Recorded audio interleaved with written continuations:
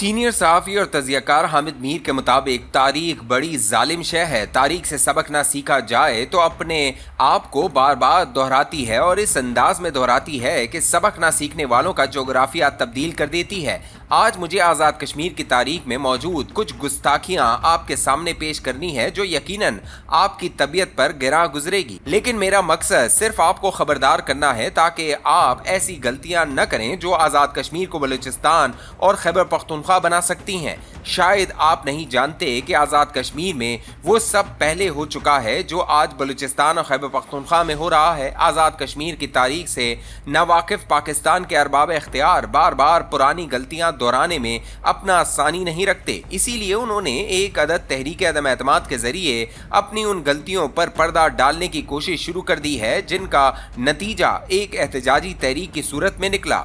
इन अरबाब इख्तियार से गुजारिश है कि आज़ाद कश्मीर में 4 साल में चौथा वज़ीर आज़म लाकर आप उन सियासी किरदारों के खिलाफ नफरत में मजीद इजाफा करेंगे जो पहले ही अवाम की नफरत का शिकार हैं। इस तहरीक अदम एतमाद में सियासी वफादारियाँ फरोग करने वाले न तो अपने लिए इज्जत कमा सकेंगे और ना ही आज़ाद कश्मीर के लोगों को पाकिस्तान की इज्जत करने का कोई नया जवाब मुहैया कर सकेंगे। आज़ाद कश्मीर वालों का सियासी मिजाज मकबूजा जम्मू और कश्मीर वालों से मिलता जुलता है। कश्मीरियों की तहरीक आज़ादी पाकिस्तान से ज़्यादा पुरानी है। आजकल पाकिस्तान के सबसे बड़े सूबे पंजाब की हुक्मरान अशराफिया पंजाबी कौम परस्ती के शौक में मुब्तला होकर रंजीत सिंह को अपना हीरो करार देती है। इस हुक्मरान अशराफिया को ये कौन बताए कि गुस्ताख कश्मीरी भगत सिंह जैसे हुर्रियत पसंद को तो अपना हीरो बना सकते हैं, लेकिन महाराजा रंजीत सिंह के परस्तार नहीं बन सकते, क्योंकि 1819 में रंजीत सिंह की फौज ने कश्मीर पर हमला किया तो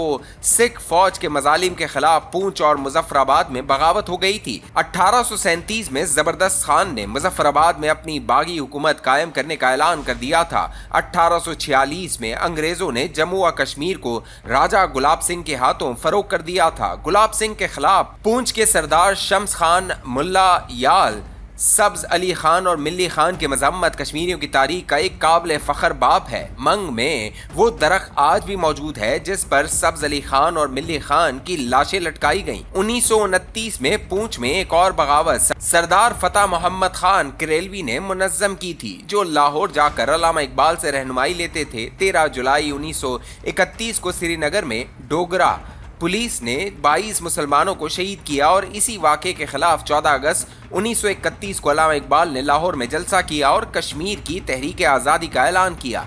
14 अगस्त 1947 को पाकिस्तान मारूज़ वजूद में आ गया और 24 अक्टूबर 1947 को आज़ाद कश्मीर की एक अबूरी हुकूमत कायम कर दी गई जिसका सरबराह सरदार इब्राहिम खान को बनाया गया। इस हुकूमत का असल मकसद भारत के कब्जे में मौजूद इलाकों को आज़ाद कराना था, लेकिन पाकिस्तान के हुक्मरानों ने आज़ाद कश्मीर में पावर पॉलिटिक्स का एक गंदा खेल शुरू कर दिया। मुस्लिम कॉन्फ्रेंस के सरबराह चौधरी गुलाम अब्बास और सरदार इब्राहिम खान ने आपस में लड़ना शुरू कर दिया। सरदार इब्राहिम खान की हुकूमत ख़त्म कर दी गई। 1950 में सरदार इब्राहिम खान की हुकूमत की बहाली के लिए आज़ाद कश्मीर में एक पुरतशद्दुद तहरीक शुरू हो गई। बाग में एक मुतवाज़ी हुकूमत कायम कर दी गई, जबकि असल हुकूमत के दफ्तरों को ताले लगा दिए गए। मुस्लिम कॉन्फ्रेंस तकसीम हो गई। लियाकत अली खान ने आज़ाद कश्मीर में मुतवाज़ी हुकूमत कायम करने वालों को कुचलने के लिए रावलाकोट में फौजी ऑपरेशन किया। अवाम और फौज आमने सामने आ गए। 3 दिन तक फौज और सदन कबाइल में लड़ाई हुई, जिसका जिक्र जस्टिस यूसुफ सराफ की तारीख कश्मीर समेत कई किताबों में मिलता है। हाल ही में शाया होने वाली एक और किताब आज़ादी के बाद में दानिश इरशाद लिखते हैं कि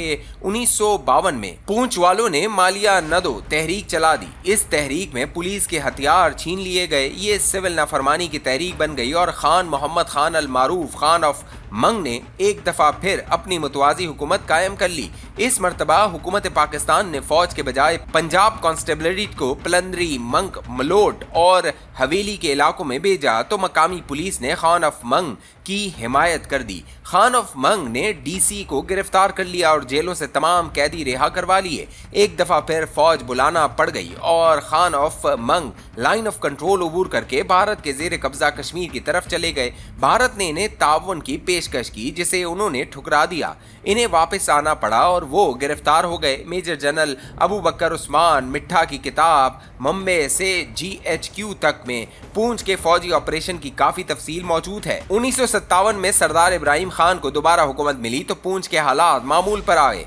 इस जमाने में मीरपुर के लोगों ने मंगला डैम नामंजूर तहरीक शुरू कर दी। एक दफा फिर कश्मीरियों के खिलाफ ताकत का इस्तेमाल हुआ, लेकिन 1962 में जनरल अयूब खान मंगला डैम का संगे बुनियाद रखने में कामयाब हो गए। 1981 में पानी महंगा करने पर मीरपुर बार एसोसिएशन ने सिविल नाफरमानी की तहरीक शुरू कर दी।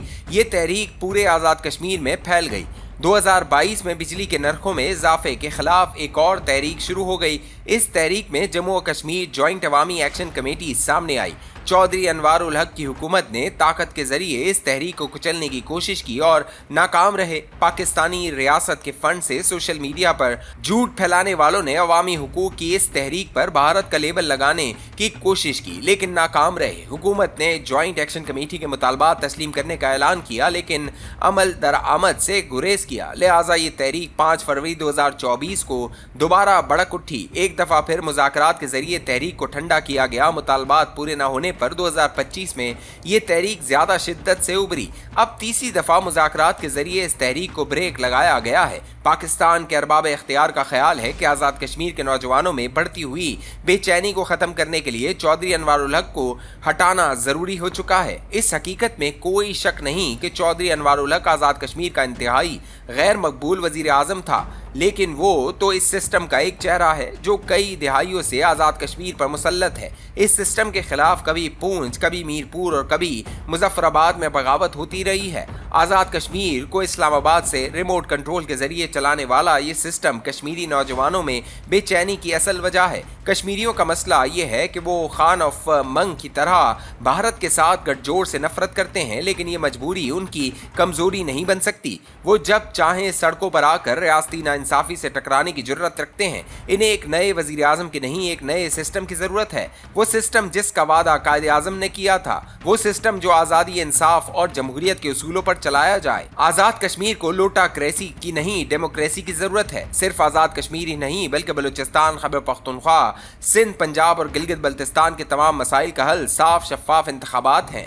मुझे पता है अरबाब इख्तियार को साफ और शफाफ इंतखाबात की बात अच्छी नहीं लगती, लेकिन मैंने आज़ाद कश्मीर की तारीख के कुछ वाक़यात आपके सामने रखकर अपना फ़र्ज अदा कर दिया है। पाकिस्तान से मोहब्बत के नाम पर आप कश्मीरियों के साथ बार बार वादा खिलाफियाँ नहीं कर सकते।